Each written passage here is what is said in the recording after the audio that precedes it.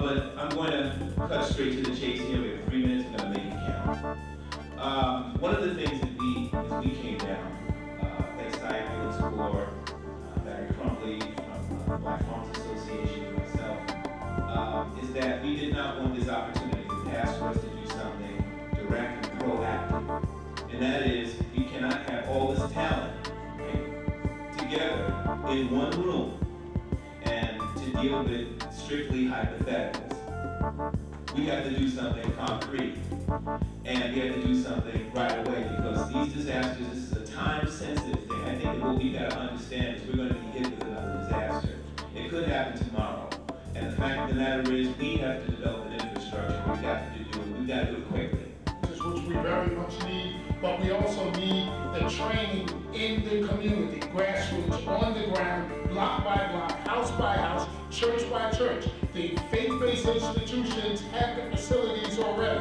They already get the people. We need to go in there and get the time from them to speak to the people straight up about what they need to do. The vulnerabilities for disaster preparedness start with the individual. If each individual in the family and in the community can be self-sustaining, then the community will not be as devastated as it is. But the thing is, we have to get the message to them. We need a forum to get it to them, and the churches and faith-based institutions are the best places. Our history shows that's where it's always come from. That's where all the meetings came from.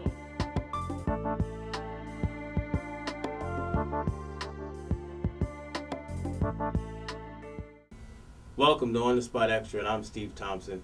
Welcome to our show. It's Extra. It's about empowered intelligence.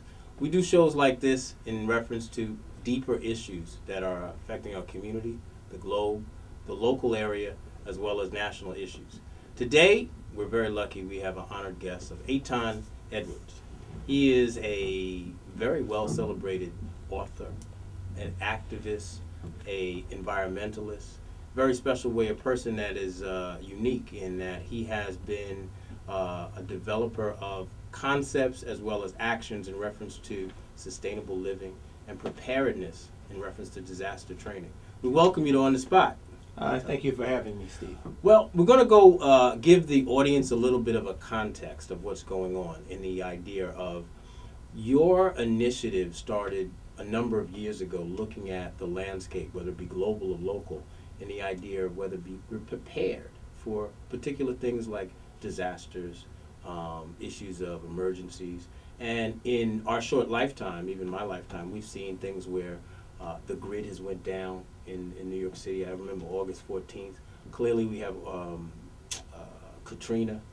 Tell us about the beginning. What made you look at this whole situation and really look at it really realistically and say, you know what is preparedness about? Well, you know, the first thing that made me look at the situation in terms of like dependency was anything that keyed me off. Right.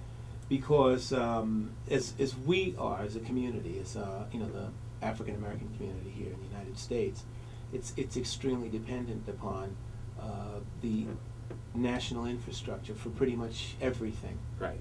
And what I found is that when disasters strike, when something happens, then we have this enormous load that is transferred onto a system that has never really worked for us, you know, well to begin with. So if you have a population of people that is dependent on a system that really never served us well anyway, then there's an imbalance there. And so what I said is that we have to look at models to develop for, you know, the community that allow for us to, when these disasters strike, when emergencies strike, to sustain ourselves, right, as opposed to looking for entities that exist on the outside to come and do things for us that we could very well do ourselves if we had an organized and sustaining infrastructure.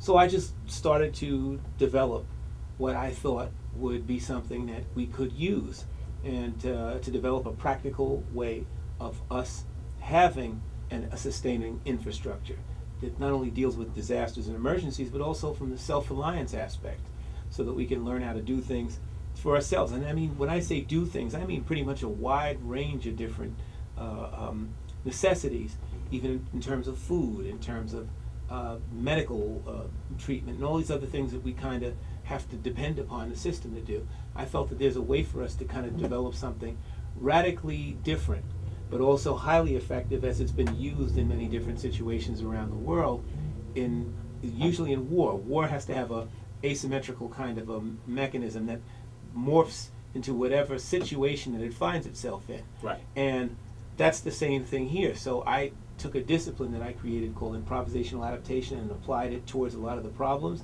and came up with a lot of practical solutions that we can use to build these things up in our community. Well, that's key, because clearly from that kind of the genesis of it, made a situation where you have the International Preparedness Network. So a lot of us who are outside of that kind of expertise, we sit back and we look at clearly 9/11, Katrina, we look at global catastrophes that we're seeing happen, unfortunately, more common. So what is the International Preparedness Network in the sense of institutionalized preparedness? Well, what we are is essentially a collective of large numbers of people and organizations and groups and even churches and community organizations and such all over the place. Not only here in all 50 states at this point, right, but we're also all over the world. And one of the things that we do is to kind of bring all these groups together and to develop our own community-based. And when I say community-based, it means every community. Okay. Community-based mechanisms that allow for the mitigation against and response to the full range of natural, technological, environmental, civil, and even cyber disasters. Oh, okay. But also now encompassing self-reliance as well, in allowing for the training for people to actually become self-reliant in their communities and such.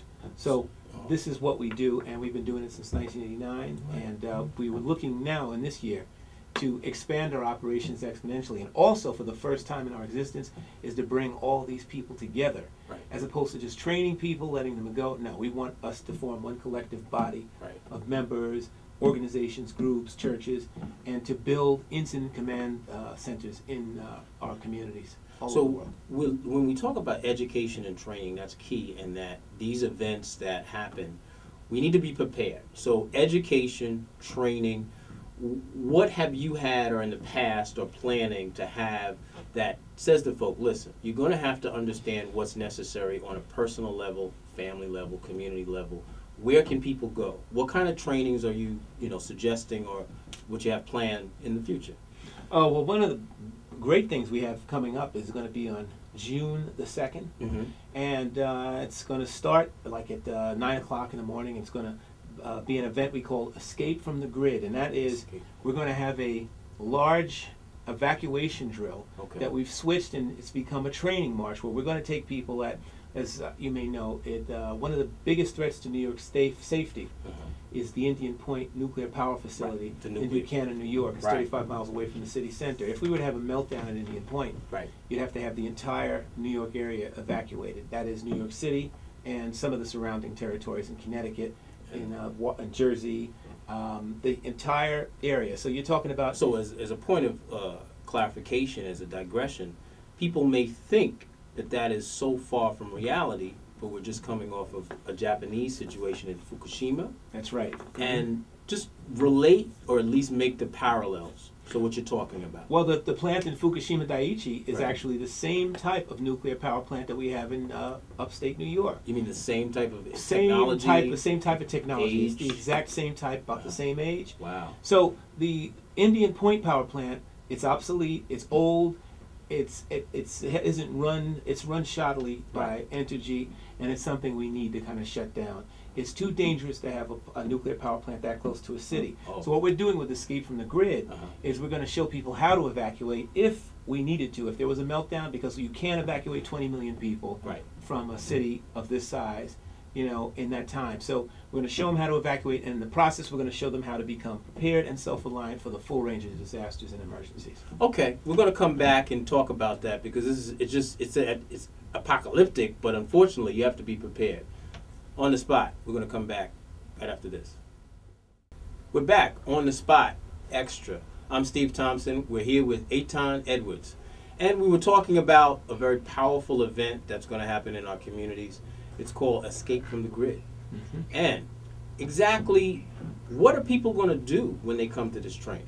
Well, what people are going to do is they're going to learn how to, to escape Right. from a disaster like the Indian Point facility if there was a meltdown. Is it for anybody? It's for anybody. And they're also going to learn how to deal with the full range of disasters and emergencies and to become self-reliant. They're going to walk like almost 21 miles across through the Bronx, through Manhattan, back into Brooklyn. Right. And with each mile or two, they're going to stop and they're going to train a little bit, learn different things about preparedness, learn different things about self-reliance, learn different things about self-defense, the whole line. Right. So by the time they get to the end, Right. that they'll be trained up. But one of the things that we want to do is also to use escape from the grid is to call attention to one of the most important aspects of like our life in the city. We have an organization here called Bedford-Stuyvesant Ambulance Corps. Right. It's been serving the Brooklyn community for 23, 25 years.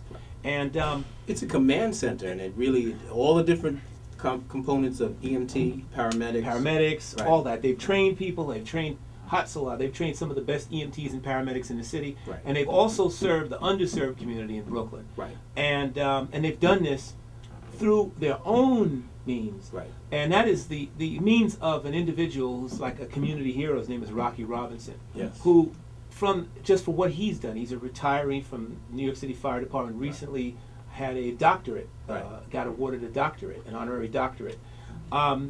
This is an organization that's served literally the city for all these years, that they were the first New York City responders to travel to Haiti for the earthquake. Oh, right. They did this all in their own dollar. And volunteers? Volunteers, right. all in their own dollar. Right. This is all stuff that they've decided to do for their community. They've been serving the community all these years, but the community doesn't see it fit to dip into their pockets to help this wonderful organization. And for me, that's a tragedy, right. That's a disgrace. And one of the things that Escape from the Grid is going to do is to try to raise awareness of what the Bedford-Stuyvesant Ambulance Corps does for the community, and also to help to develop an infrastructure that allows for the community to start to donate money right. to help this organization continue its work and to grow and to help to train the community. Listen, they train EMTs, they train all these different people. Right. This is infrastructure. When disasters strike, we need organizations like the Bedford-Stuyvesant Ambulance Corps, and they're also they have an affiliate. It's called Save a Life, which teaches preparedness. Oh, okay. They need to have the ability to serve the community in the best ways that they can. Mm-hmm. We need to develop a state-of-the-art incident command center, and that is incident command center, simply for people watching, is someplace where you can control a disaster and emergency right. from a location that has radios, it has television screens, monitors, right. where people can use it as a communications hub, they can use it as a medical hub, and all these different things.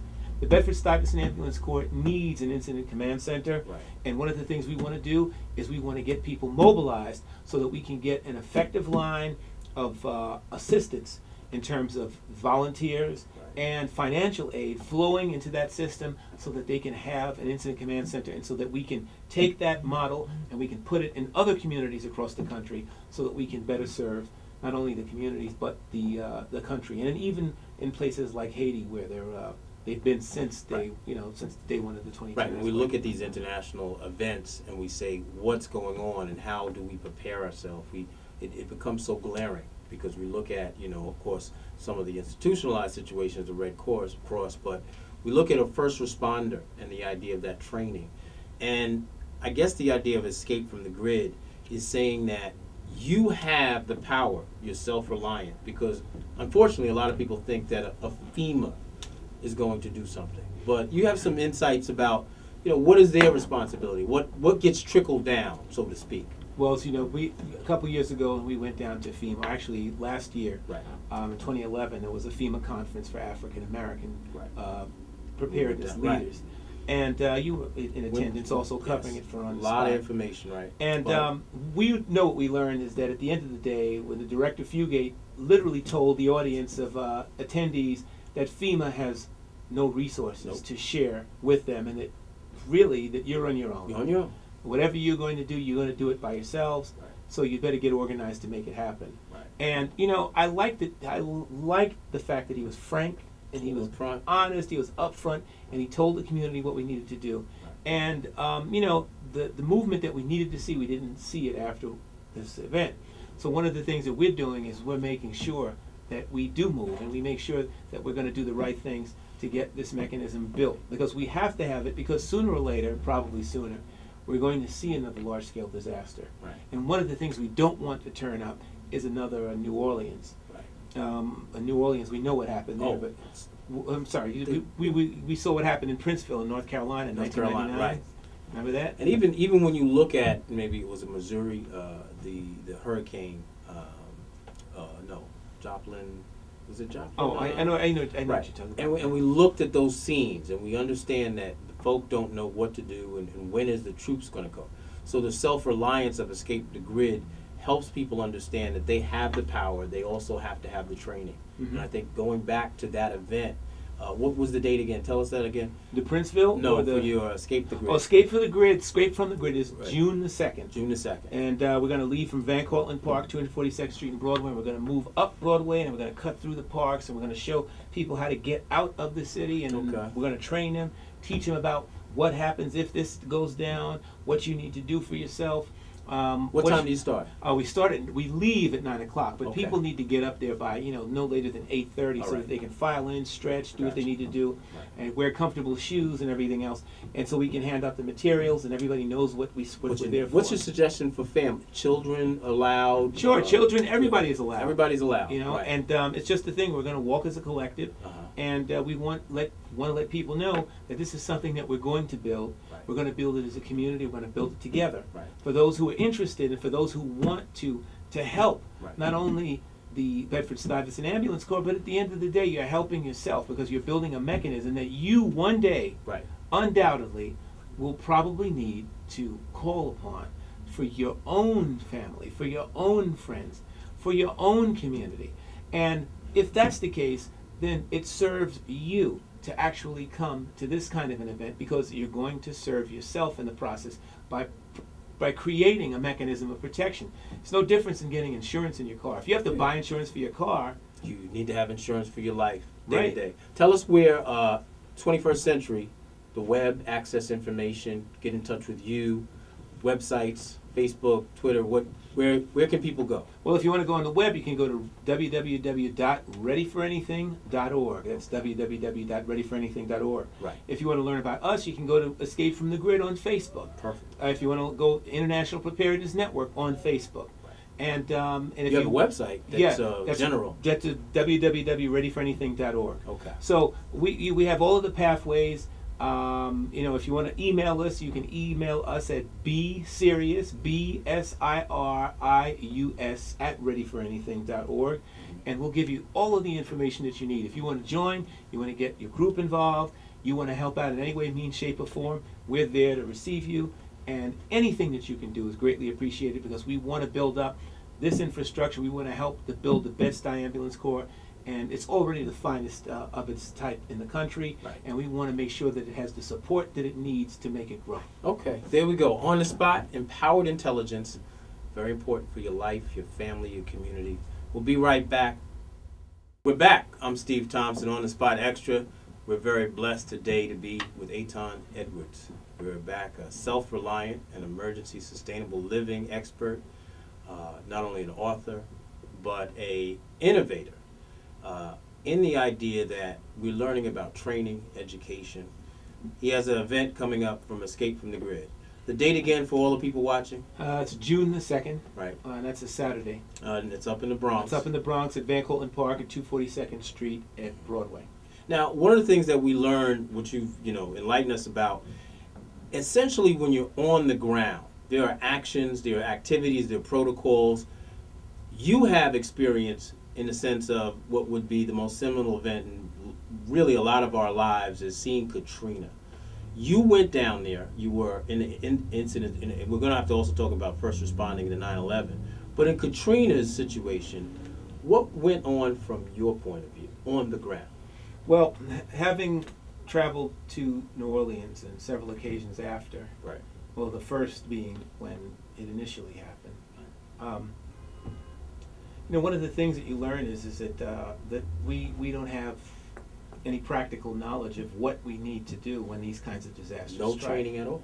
For example, I can give you one of the most disturbing situations was what happened in the Superdome, Right. where you had an enormous amount of people that were evacuated into an area. And obviously, you get a lot of people in one group, in one area, then nature calls, and you have a problem with sanitation. Sure. So there's a problem with sanitation is the toilets were backed up and overflowed. That happened fairly quickly. Right. What I found was initially, and you look around and asking for people to what's going on with the toilets, that there was no teamwork within our mechanism, no teamwork within the community.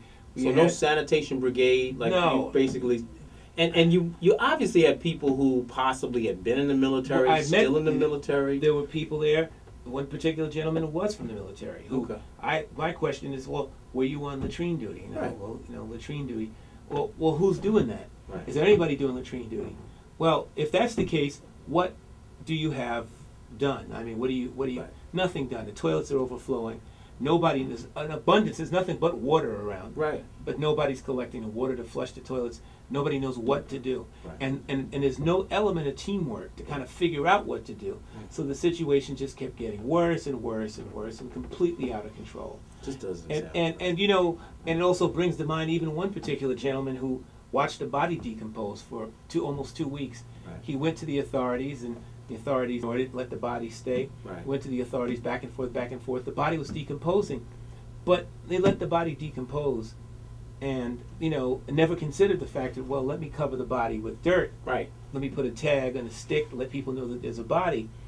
And unfortunately, this is the mindset of a lot of us, is that we're waiting for somebody else to come in and take care of the things that we need to take care of for ourselves. The self-reliant idea. Right. The self-reliant ideal is gone within our community, and we've got to get it back because we've become too dependent. Right. We cannot have and we can't function as a community and to be practical in the things that we need to do if we're going to have a community that is so completely dependent upon everyone else to do for what it could do for itself. So that ties into, when you look at our communities, what exists basically institutionalized. Let's say in a small community of Brooklyn, the Bronx, what may be available is like block associations. Right. So in that sense, we're talking to folk who this is on the ground. They're the people who are next doors, the aunts, the mothers, the sisters, the brothers, who unfortunately, if there's a heart attack, the ambulance center in Bed-Stuy has always been there for. So they have the ability to say, listen, we're going to make sure that we subsidize that group by donations. Mm-hmm. That's the idea. If they're saying we're taking care of our own. So that's something that the people will say, well, what can I do? You can go to your block association and say, listen, we're going to put together, that's the donation they need. And that's the type of thing that we're talking about, because these organizations need money. And that's not far from anything that we're helping ourselves. Mm-hmm. So that's one idea. What have you found when you talk to folk about that? What do they know, or what don't they know about donating money? Well, one of the things is that they don't know, a lot of people don't know about Bed-Stuy Ambulance Corps and the work that they do. Right. Which is a shame, considering what the Bed-Stuy Ambulance Corps does. But what they don't know is that this is something that can be funded by block associations, just community involvement. Right. If we get a number of block associations that we identify and then we get them to agree to kind of help this situation out, if they can all work together as a collective, then they can raise money that can allow for the free flowing cash that Bedford-Stuyvesant Ambulance Corps would need to maintain and keep its lights on. This is what we must do. Right. We have to take this mandate. We've got to run with it, and we've got to say to ourselves that we have decided that this situation with the Bedford-Stuyvesant Ambulance Corps is no longer going to exist, and that we as a community are going to take full responsibility for maintaining a system and mechanism that has been taking care of us for so long. And that, first of all, we need to identify these community organizations, and then once we identify them, we need to get the churches in line with this. We need to get the mosques in line with this. We need to get we need to get the Masons. We need to get all these different groups so that we can get a collective together, so that they know this is what we're doing, and now let's build this up. And the building up, because really the goal is, again, a command center. Right. Now, what are the mechanisms, the command centers that we see? What does it do when you talk about day-to-day? What's functionality? Well, an incident command center, basically, how it functions is to provide for people in the field and people within the community to have a hub of information and services that you would need when a disaster strikes, or even a crisis, a similar crisis. Lights go off, New York City, we've had that happen. Where do you get your information from? When the lights go down and the power is off, if you need to make telephone calls, if you need to get information to a relative in another city, where do you go? If you need to get information, where do you go? If you need to get light medical treatment, not something that's serious, but triage type thing. just not something that you'd need to have setting bones or anything, but light, let's say stuff that a paramedic can do, stuff that a nurse can do. Could you go to this place? Could you get fresh water? And oftentimes one of the most serious situations after a disaster is, where do you get potable water to drink? An incident command center can have a mechanism, a small community mechanism, just for the purification of water. This is what happened in Haiti. One of the most difficult situations in Haiti was the fact that there was no water. All of this is integrated into an incident command center so that you can control the disaster by having an information hub, a flow where people can assemble, where resources can be brought to. All these different things can be worked on in an incident command center. So really, in Escape from the Grid, you're going to tell people, educate them, train them about some of the things you just talked about. Again, tell us the date.